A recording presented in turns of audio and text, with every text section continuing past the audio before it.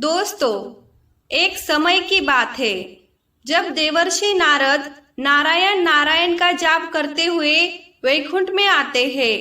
तब वो भगवान श्री हरि और माता लक्ष्मी को प्रणाम करते हैं और कहते हैं, हे प्रभु, आज मैं जब पृथ्वी लोक पर भ्रमण कर रहा था तब मैंने देखा कि कई सारी स्त्रियां अपने पतिव्रता धर्म का कठोर रूप से पालन कर रही थी।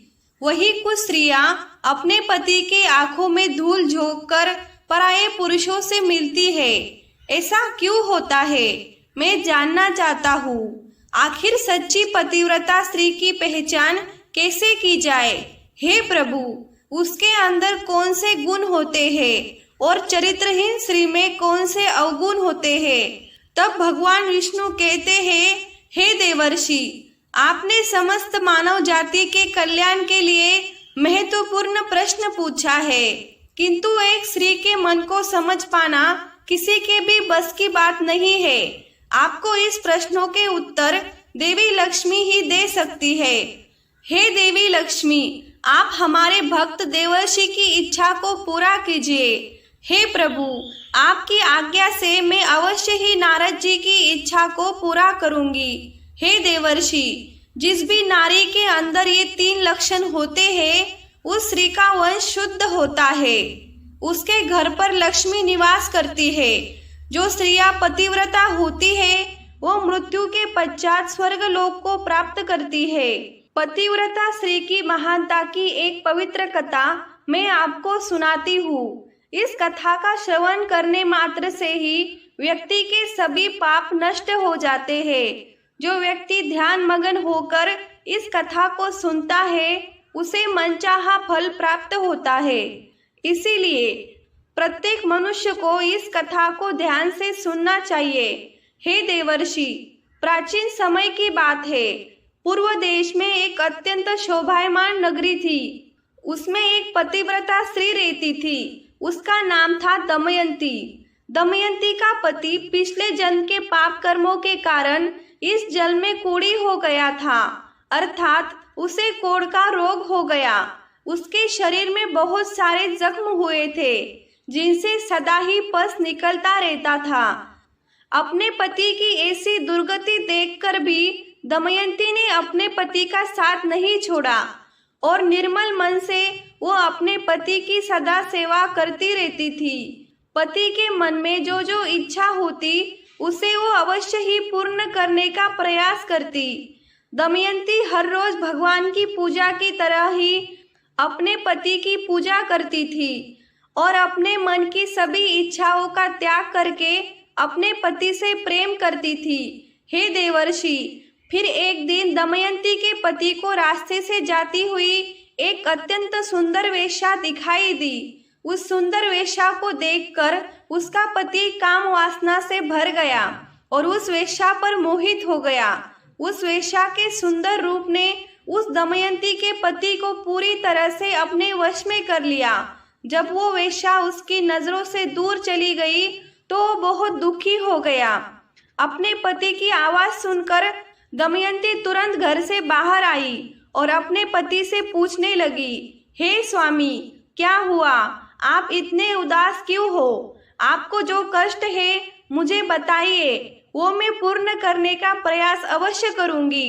पत्नी के इस प्रकार से पूछने पर उसके पति ने कहा, हे दमयंती, मुझे जो चाहिए वो तुम नहीं दे सकती। तुम ही क्या, कोई भी मुझे नहीं दे सकता, इसीलिए उस पर व्यर्थ बात करना उचित नहीं है, इसीलिए तुम रहने दो।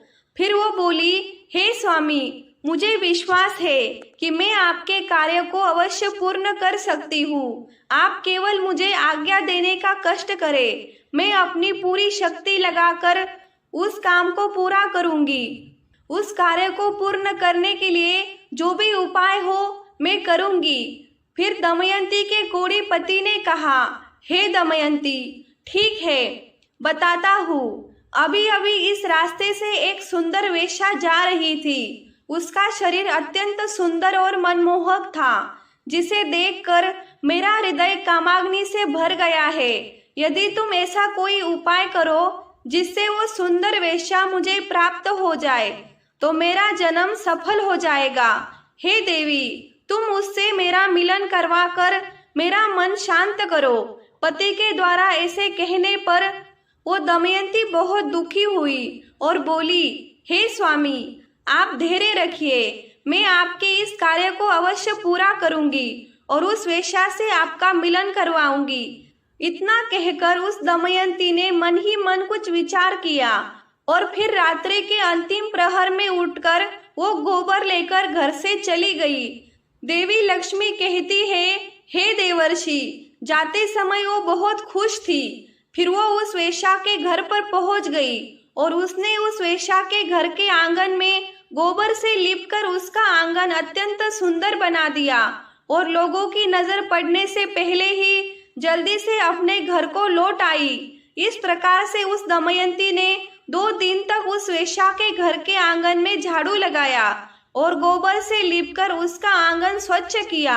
उधर वो वेश्या अपने आंगन को देखकर अपने सेवकों से पूछने लगी, अरे वाह, आज आंगन की सफाई किसने की है? जिसने भी मेरा आंगन स्वच्छ किया है, मैं उसकी इच्छा पूर्ण करूंगी। फिर वेश्या के सेवकों ने कहा, हे वेश्या, घर के आंगन की सफाई तो हमने नहीं की। हमारे जागने से पहले ही कोई इस आंगन की सफाई करके चला जाता है। सेवकों की बात सुनकर वेश्या को बड़ा आश्चर्य हुआ और वो सोचने लगी कि आखिर कौन आकर उसके घर के आंगन को साफ कर रहा है। फिर उसने जानने के लिए रात भर जागरण किया और छिपकर देखने लगी। तभी उसने देखा कि रात्रि के अंतिम प्रहर में एक स्त्री आकर उसके घर के आंगन को साफ कर रही है। देवी लक्ष्मी कहती है, हे देवर्षि, दमयंती को देखते ही वो वेश्या बोली, हे देवी, आप ये क्या कर रही हो? क्यों मुझ पापी स्त्री के घर का आंगन साफ कर रही हो? मुझे क्षमा करो, आप ये काम मत करो। इतना कहकर उस वेश्या ने उस दमयंती के पैर पकड़ लिए और कहा, हे बहन, आपको जो चाहिए वो मांगो, मैं बिना सोचे ही आपको दे दूंगी, किंतु आपको ये कार्य शोभा नहीं देता। तब उस दमयंती ने उस वेश्या से कहा, हे बहन, मुझे धन की लालसा नहीं है, किंतु तुमसे मुझे कुछ काम है। यदि तुम करोगी तो मैं बताती हूँ। यदि तुम उस कार्य को पूर्ण करोगी तो मेरे मन को शांति मिलेगी और तभी मैं समझूंगी कि तुमने मेरा सारा मनोरथ पूर्ण किया है। फिर वो वेश्या बोली, हे बहन, आप जल्दी बताइए, मैं वचन देती हूँ, आपका जो भी कार्य है उसे मैं अवश्य पूर्ण करूंगी। आप महान पतिव्रता है, आपका कार्य करूंगी तो मेरे सभी पाप नष्ट हो जाएंगे। कृपा करके आप जल्दी बताइए, मैं आपकी किस प्रकार से मदद कर सकती हूँ। फिर उस दमयंती ने कहा, हे बहन, कुछ दिनों पहले मेरे पति की नजर तुम्हारे शरीर पर पड़ी थी, जिसे देखकर वो तुम्हारे शरीर के मोह में पड़ गए हैं और तुमसे मिलन करने की इच्छा कर रहे हैं। इतना सुनकर वो वेश्या चौंक गई। ये बात सोचकर बड़ा दुख होने लगा। वो वेश्या उस दमयंती से बोली, हे बहन, अगर तुम तुम्हारे पति को लेकर मेरे घर पर आ जाओ तो मैं एक दिन के लिए उनकी इच्छा अवश्य पूर्ण करूंगी। तब उस दमयंती ने कहा, हे बहन, मैं आज रात को ही अपने पति को लेकर तुम्हारे पास तुम्हारे घर आ जाऊंगी। सुबह फिर से उनको अपने घर वापस ले जाऊंगी। तब वेश्या बोली, हे बहन, तुम जल्दी ही अपने घर पर चली जाओ ताकि कोई तुम्हें यहाँ पर ना देखे और आधी रात को अपने पति को लेकर यहाँ पर चली आओ। मैं तुम्हारी इच्छा अवश्य पूर्ण करूंगी। देवी लक्ष्मी कहती है, हे देवर्षि। फिर वो दमयंती अपने घर पर चली गई और उसने अपने पति को सारी बात बता दी कि वो आज रात को उसे उस वेश्या के घर पर ले जाएगी। फिर वो कोढ़ी अपने पत्नी से बोला, हे दमयंती, मैं उसके घर पर कैसे जाऊंगा? मुझसे तो चला नहीं जाता। फिर किस प्रकार से ये कार्य पूरा हो पाएगा? तब दमयंती बोली, हे स्वामी, आप चिंता ना करें, मैं आपको अपनी पीठ पर बिठाकर लेकर जाऊंगी और जब आपका कार्य पूर्ण हो जाएगा तब मैं आपको वापस ले आऊंगी। इतना सुनकर वो दमयंती का पति बहुत खुश हुआ और अपनी पत्नी से बोला, हे दमयंती, तुम एक महान स्त्री हो, तुमसे मैं अति प्रसन्न हूँ। तुम्हारे कारण मेरा कार्य पूर्ण हो जाएगा। तुमने आज जो काम अपने पति के लिए किया है, ऐसा काम संसार की कोई स्त्री नहीं कर पाएगी। तुम धन्य हो। फिर रात हो गई और वो दमयंती अपने पति को पीठ पर बिठाकर लेकर जाने लगी। रास्ते में एक जगह पर परम तेजस्वी अत्रि ऋषि को गलती से चोर समझकर उन्हें राजा ने सूली पर चढ़ाया हुआ था, किंतु फिर भी वो जीवित थे और अपनी तपस्या में लीन हो गए। जब रात के अंधकार में वो दमयंती अत्रि ऋषि के नजदीक से गुजर रही थी तो गलती से उसके कोड़ी पति का पैर अत्रि ऋषि के शरीर को लग गया और उनकी तपस्या भंग हो गई। अत्रि ऋषि अत्यंत क्रोधित हो गए और श्राप देने लगे, जिस पापी ने भी मेरी तपस्या भंग की है और मुझे वेदना दी है, वो पापी सूर्योदय होते ही भस्म हो जाएगा। ऋषि अत्रि ने श्राप देते ही वो कोड़ी जमीन पर गिर पड़ा। अत्रि ऋषि का श्राप सुनते ही उस दमयंती को बहुत दुख हुआ और वो कहने लगी, आज से 10 दिनों तक सूर्य का उदय ही ना हो। इतना कहकर वो दमयंती अपने पति को लेकर घर चली गई।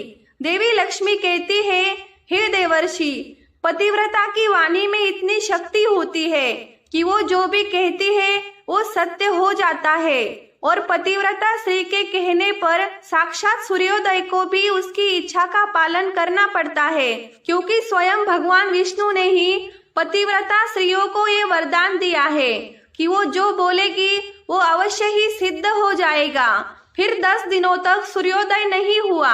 सारा संसार अंधकार में चला गया और तीनों लोकों में इसकी बातें फैल गई। ये दृश्य देखकर सभी देवता ब्रह्मा जी के पास गए और सूर्य के उदय ना होने का कारण पूछने लगे। तब ब्रह्मा जी ने देवताओं को उस दमयंती और अत्रि ऋषि का सारा वृत्तांत सुना दिया। फिर माता लक्ष्मी कहती है, हे देवर्षि, फिर सभी देवता ब्रह्मा जी के साथ दिव्य विमानों में बैठकर उस दमयंती के घर के पास चले गए। ब्रह्मा जी ने उस पतिव्रता नारी से कहा, हे माता, तुम्हारे कहने से सूर्य का उदय होना रुक गया है, जिससे संपूर्ण सृष्टि खतरे में आ गई है। प्राणियों का जीवन दुष्कर हो गया है। तुम कृपा करके अपने वचन पीछे ले लो और सूर्य का उदय होने दो। फिर उस दमयंती ने कहा, हे भगवान, मेरे पति ही मेरे गुरु है। ये मेरे लिए संपूर्ण लोकों से बढ़कर है और सूर्योदय होते ही मेरे पति की मृत्यु हो जाएगी, क्योंकि अत्रि ऋषि ने ऐसा श्राप दिया है। मैंने किसी मोह में आकर ऐसा नहीं किया है। मैं केवल अपने पति के प्राणों की रक्षा करना चाहती हूँ। फिर ब्रह्मा जी ने कहा, हे माता, तुम्हारे पति की आयु इतनी ही थी, उसकी मृत्यु से पृथ्वी का कल्याण होगा। तुम अपने पति के प्राण जाने दो, इससे तुम्हें बहुत पुण्य मिलेगा। फिर वो दमयंती बोली, हे प्रभु, पति का त्याग करके मुझे किसी भी लोक में सुख की प्राप्ति नहीं होगी। मेरे पति मेरे लिए भगवान है, इसीलिए मैं उनका त्याग नहीं कर सकती। फिर ब्रह्मा जी ने कहा, हे माता, तुम्हारे इस पतिव्रता धर्म से मैं बहुत प्रसन्न हूँ। तुम अभी इस हट को छोड़ दो और सूर्य का उदय होने दो, जिससे सारा संसार स्वस्थ हो जाएगा। फिर दमयंती कहती है, हे भगवान, मैं अपने पति के बिना जीवित नहीं रह सकती। मैं भी उन्हीं के साथ मर जाऊंगी। फिर ब्रह्मा जी कहते हैं, ठीक है, मैं तुम्हें आशीर्वाद देता हूँ। तुम्हारा और तुम्हारे पति का पुनर्जन्म होगा। उस जल में तुम्हारा पति कामदेव के समान सुंदर होगा और वो हमेशा तुम्हें ही चाहेगा। देवी लक्ष्मी कहती है, हे देवर्षि, ब्रह्मा जी द्वारा ऐसा कहने पर उस पतिव्रता ने थोड़ी देर विचार किया और उसके बाद उसने अपने वचन को वापस लिया। फिर सूर्य का उदय हुआ।